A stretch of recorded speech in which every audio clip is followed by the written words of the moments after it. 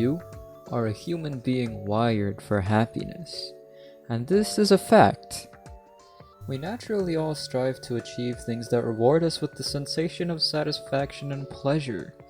But as great as being happy feels, there are those who find it as something unachievable in their lives. To the people who are depressed, happiness seems like something unreachable. The hopelessness caused by their illness makes them create an attitude that saps every bit of their motivation and happiness. It makes them think, what's the point? To them, all they've associated with the world around them is through a problematic lens. They see the world as full of issues. But at the same time, happiness and depression aren't 100% polar opposites.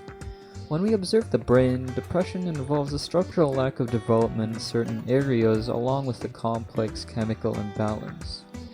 On the other hand, happiness primarily depends on the level of one brain neurochemical, being dopamine. Recent studies have shown that the same elements that prevent depression can also lead to happiness and optimism. To further understand this, we need to look at the fundamentals of happiness. Since the 90s, researchers have been looking at what really defines happiness and what it brings to an individual.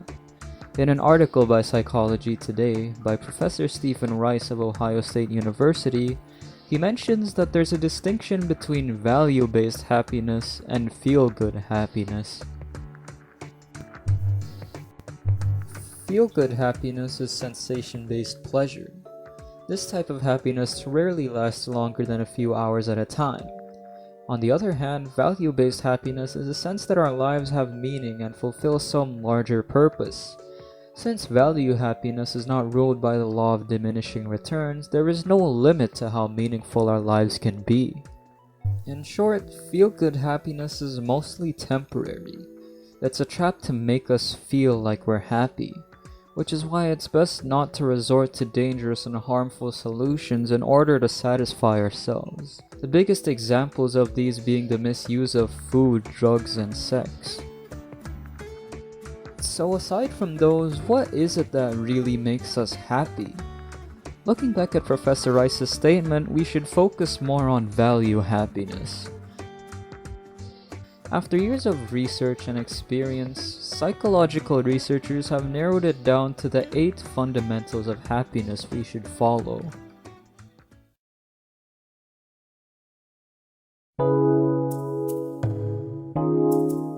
The first fundamental of happiness is your connection to others. As a human being, you are a relationship-forming creature. Relationships are the very heart of your being. Research shows that your relationships affect your immune system, a system that controls how you deal with illnesses and recovery. Overall, relationships dictate your mind on how you feel about yourself and the world, linking to your mood and behavior patterns. The best relationships you can have are ones that are the most supportive and fulfilling. Surround yourself with people who support you. With the right people and the right relationships, you can improve your life to be happy and healthy, making yourself optimistic. However, at the same time, you should be careful of the reverse. Having bad relationships with unsupportive people can lead to further illness. It fills you with pessimism, which leads you back to depression, so be careful about that. Remember that relationships you form need to meet your fundamental human needs of physical safety, emotional security, attention, and importance. It's best that the people you connect to share the same common interests and beliefs as you. So being surrounded with the right, supportive, loyal, and like-minded people, you're less likely to fear exclusion, and you're more likely to be more optimistic, positive, and emotionally healthy. Here's a tip. Make a list of friends you haven't contacted in a while, but would like to, and give them a call. By doing this, you're opening yourself to building more connections and forming more relationships.